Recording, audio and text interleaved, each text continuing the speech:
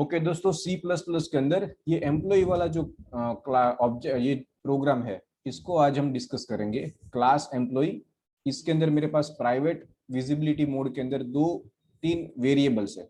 एक है character name array, जिसके अंदर हम एम्प्लॉय का नाम स्टोर कर सकते हैं, इंटीजर एज और सैलरी, इसके अंदर एम्प्लॉय का एज और उसकी सैलरी स्टोर होगी। फिर पब्लिक विजिबिलिटी मोड के अंदर मेरे पास दो फंक्शन है, एक का नाम है गेट डेटा, दूसरे का नाम है पुट डेटा। दोनों कोई कुछ भी रिटर्न भी नहीं करते और कुछ आर्ग्यूमेंट में एक्सेप्ट भी नहीं करते, ऐसे सिंपल फंक्शन है।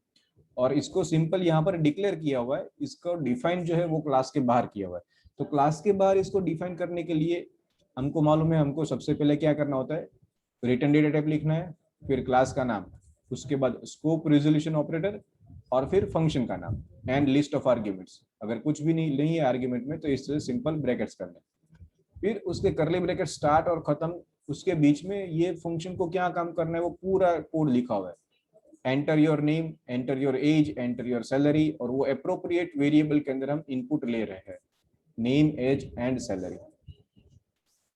एक और फंक्शन है हमारे पास जिसका नाम है पुट डेटा। तो again return data type, class का नाम, स्कोप रेजोल्यूशन और पुट डेटा। सी आउट करके नेम एज और सैलरी जो भी यूजर ने एंटर किया होगा वो हम उसको प्रिंट करके दे रहे हैं। Okay, now void main, simple short and simple code is there in void main। Clear the screen को क्लियर कर दो। एम्प्लॉय डेटा टाइप जो भी है हमारे पास, हमने क्रिएट किया हुआ है क्लास, उसका एक ऑब्जेक्ट और वेरिएबल बनाओ जिसका नाम है emp। Now emp dot get data, फिर एक न्यू लाइन कैरेक्टर देके जो भी हमने emp डॉट पुट डेटा, मतलब जो एम्प्लॉय ऑब्जेक्ट के अंदर हम डेटा गेट कर रहे हैं उसको ये पुट करके दिखा रहा है and get ch। Simple program है ये। इसको एक बार रन करते हैं और इसके अंदर थोड़ा मॉडिफिकेशन करके और चीजें हम डिस्कस करेंगे। So let me go to the turbo C plus plus.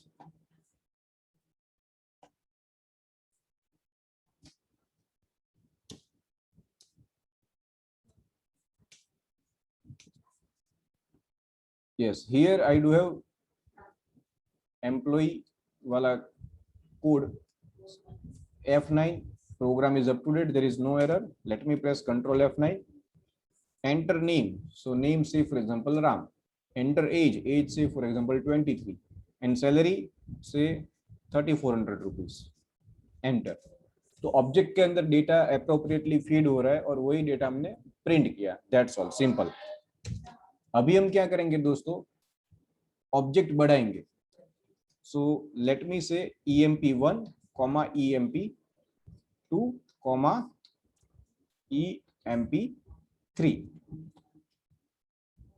तो तीन ऑब्जेक्ट है हमारे पास। अभी emp की जगह पर emp1 कर देते हैं। Now let me simply copy paste this, or else employee 1 get data, employee 2 get data और employee 3 get data, ऐसा हम कोड लिखते हैं।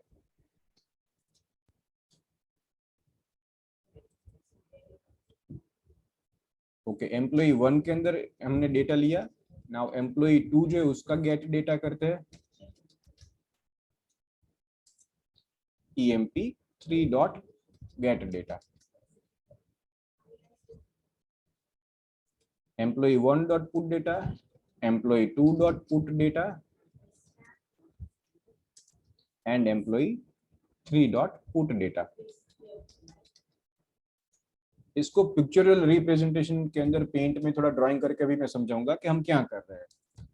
फ्रेंड्स, तीन है हमारे पास, तीनों के लिए गेट डेटा फंक्शन कॉल कर रहे हैं, फिर न्यू लाइन कैरेक्टर के बाद तीनों के लिए पुट डेटा फंक्शन कॉल कर रहे हैं।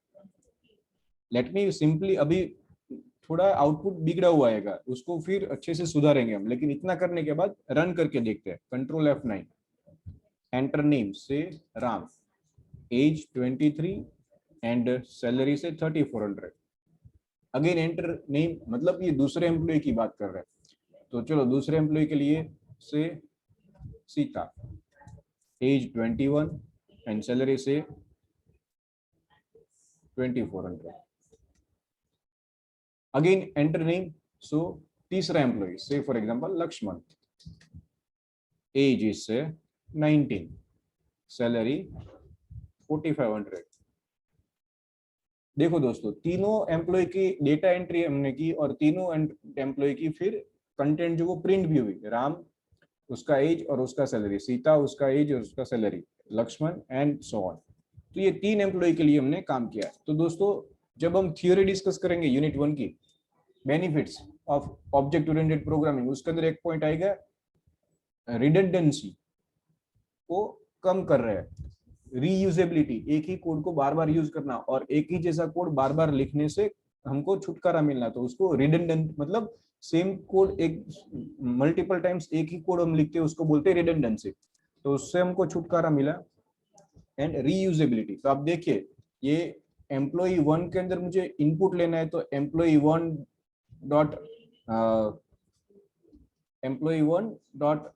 इज इक्वल टू सी इन, उसके अंदर करेंगे, फिर उसके एज में सी इन करेंगे। तो एम्प्लॉय 1 के लिए भी वो सारा कोड लिखना है, 2 के लिए भी, 3 के लिए भी। तो हम क्या कर रहे हैं, हमने ये कोड जो है वो एक ही बार लिखा हुआ है and we are calling this code multiple times. तो ये हो गया इसका एक बेनिफिट ऑब्जेक्ट ओरिएंटेड प्रोग्रामिंग का। We are reusability of the code and redundancy, duplicate code जो है उसको हम कम कर रहे हैं। अदरवाइज हमको क्या करना पड़ता, ये सेम कोड जो है वो हमको लिखना पड़ता है एम्प्लॉय 1 के लिए भी, 2 के लिए भी, 3 के लिए भी। But now what is happening, the same code we are calling for 3 different objects. 3 अलग अलग ऑब्जेक्ट के लिए हम एक ही कोड को कॉल कर रहे हैं और हमारा काम बहुत अच्छे से आसानी से हो रहा है। ओके, अभी इसको और थोड़ा आउटपुट जो है होगा उसको थोड़ा ब्यूटिफिकेशन उसको करते हैं। चलो वो रेडीमेड करके मैं आपको दिखा दूंगा, उसके अंदर अगर टाइम हम बिगाड़ेंगे तो जो मुझे पिक्चरल रिप्रेजेंटेशन आपको करके दिखाना है उसके अंदर टाइम कम पड़ेगा। सो अगर सेशन एंड के अंदर टाइम बचता है तो इसको थोड़ा मॉडिफाई करेंगे ये मेन फंक्शन को। Hello friends, are you with me? Yes sir. समझ में आ रहा है ना ये सब कुछ?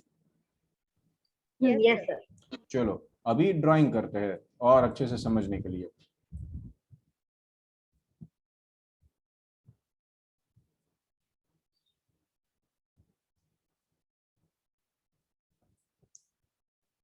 ओके, ये है क्लास एम्प्लॉय। तो कोई भी, चलो हम ड्राइंग करते हैं ताकि और अच्छे से समझ में आए। मेरे पास एम्प्लॉय का नाम है, फिर उसका एज और उसका सैलरी। ये ऐसे 3 वेरिएबल्स है एक ऑब्जेक्ट के अंदर।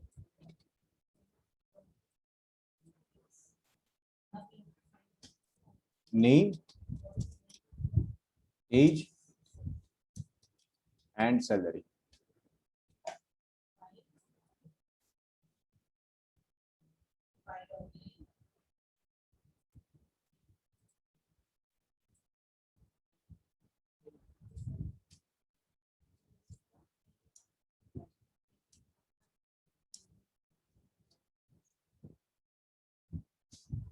Okay, so this is what it is, something look like.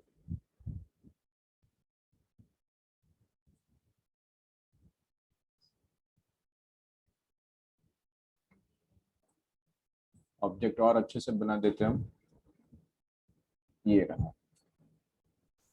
और इसको लेट मी रिमूव दिस।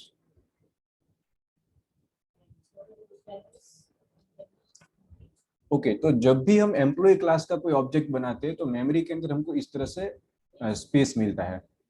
अभी ये जो है वो कोई एक एम्प्लॉय के लिए है। ऐसे हम मल्टीपल एम्प्लॉयज बनाएंगे तो इसकी कॉपीज होने वाली है, एक एम्प्लॉय, दूसरा एम्प्लॉय, तीसरा एम्प्लॉय। नाउ चलो इसको नाम भी दे देते हैं हम। ये बंदा है employ 1, this is employ 2 and this is employ 3।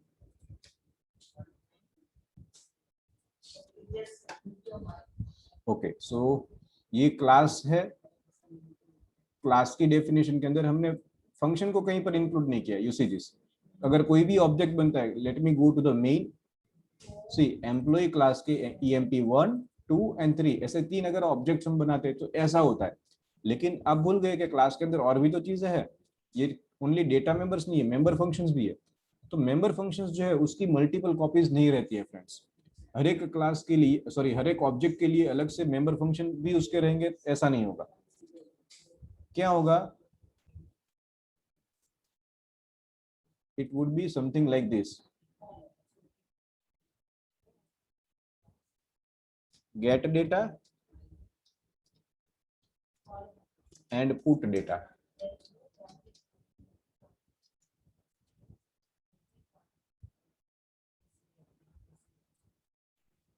ये एक अलग से रहेगा।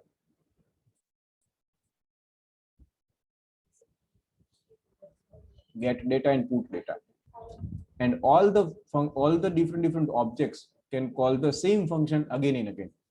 तो यहाँ पर देखिए क्या हो रहा है, ये गेट डेटा और पुट डेटा फंक्शन क्या करने वाले, नेम, एज और सैलरी के अंदर इनपुट ले रहा है। तो gate data put data function को अभी डिटेल में डिस्कस करने की जरूरत नहीं, हमको मालूम है गेट डेटा इनपुट लेगा और पुट डेटा उसको प्रिंट करेगा। वो कोड हमने इसके अंदर लिखा हुआ है।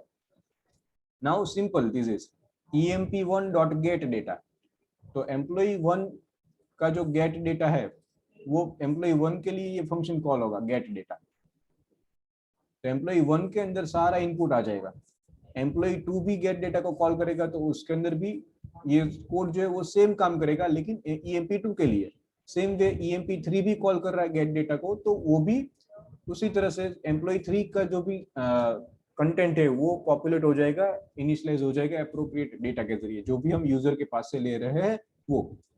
नाउ पुट डेटा, तो अगेन पुट डेटा के लिए भी हर एक ऑब्जेक्ट जो है वो पुट डेटा को कॉल कर रहा है और अपने अंदर जो भी कंटेंट है उसको प्रिंट कर रहा है। तो सिंपल इसका ऐसा इम्प्लीमेंटेशन हो रहा है।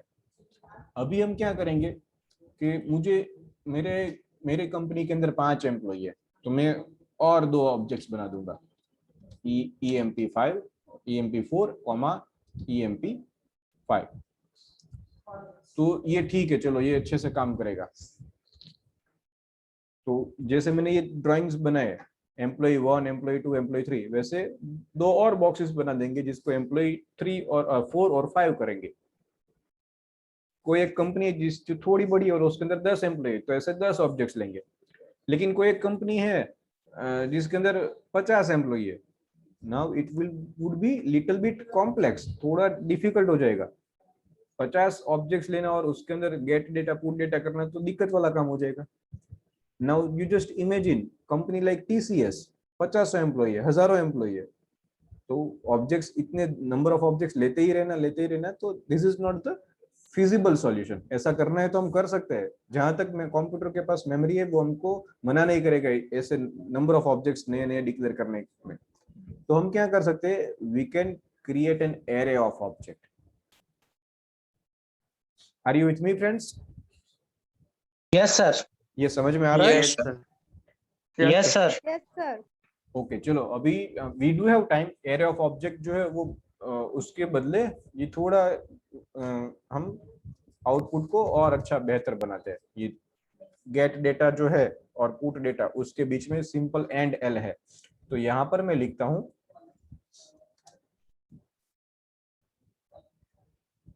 सी out, enter data for emp1 या फिर एम्प्लॉय 1।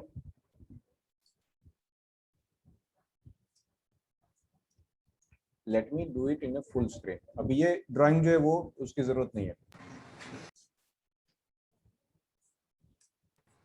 और उसके बाद एंड एल।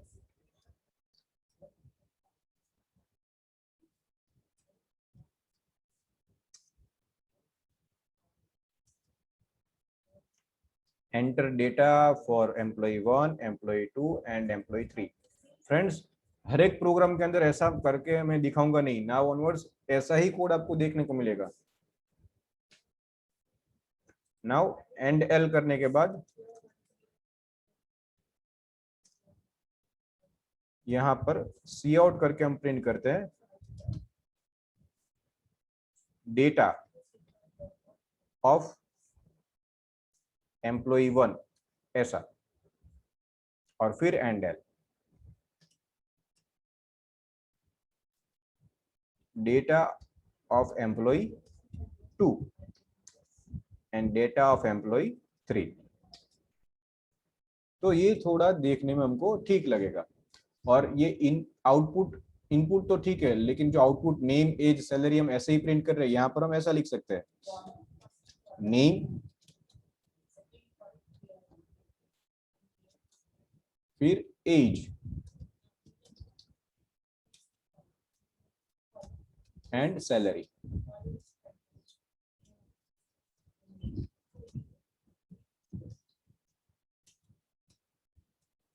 अब इसको सेव करते हैं तो थोड़ा आउटपुट जो है वो हमको और ज्यादा बेहतर वे से देखने को मिलेगा। ब्लैक कलर स्क्रीन के ऊपर जो भी कंटेंट आता है वो हमको अच्छे से दिखेगा।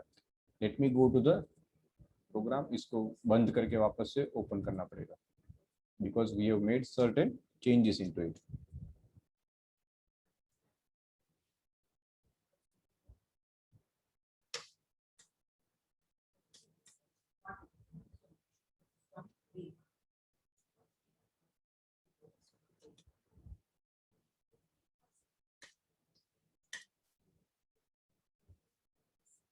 यस सी दिस, हमने जो चेंजेस किए थे वो यहाँ पर आ गए। भी नोटपैड में किया था तो गलती हो सकती है, so let me compile once F9। Okay, there is no error. तो अभी इसको रन करते हैं। See this, enter data for employee 1, name से Ram, age is 23, salary is 3400। Enter data for employee 2, name Sita, age 21, salary 4500. Enter data for employee 3, name Lakshman, age 19, salary 3000. See, data of employee 1, data of employee 2 and data of employee 3. इसको और भी अच्छा हम कर सकते हैं अगर करना है तो, और ब्यूटिफिकेशन इसके अंदर कर सकते हैं। हर एक रिकॉर्ड जो है वो सेपरेटली हमको जानने को मिले, देखने को मिले। So it's up to you कि आप आउटपुट जो है वो कैसा इसको आप बनाते हो।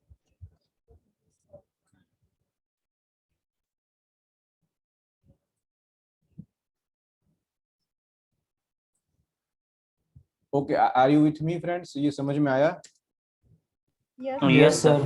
ओके, अभी आज की डेट में हमने जो भी डिस्कशन किया उसके अंदर हमने ये डिस्कशन करके छोड़ दिया कि ये 3 एम्प्लॉय ठीक है, 5 एम्प्लॉय होते हैं देन ऑल्सो इट्स ओके, 10 भी हम बना सकते हैं, लेकिन 100 एम्प्लॉय 50 एम्प्लॉय होंगे तो कैसे करेंगे? So in next session we will discuss an array of object जो उसका एरे बनाएंगे और उसके अंदर फिर जितने चाहिए वो उतने हम मेंबर्स लेके उसके अंदर डेटा इनपुट भी ले सकते हैं और उसको प्रिंट भी कर सकते हैं। अगर अभी के लिए वो डिस्कशन करना स्टार्ट करेंगे तो टाइम कम पड़ेगा। So I guess in next session उसको बहुत अच्छे से डिटेल में हम डिस्कस करेंगे what is an array of object. Am I clear friends? Yes sir. Yes, sir. Okay.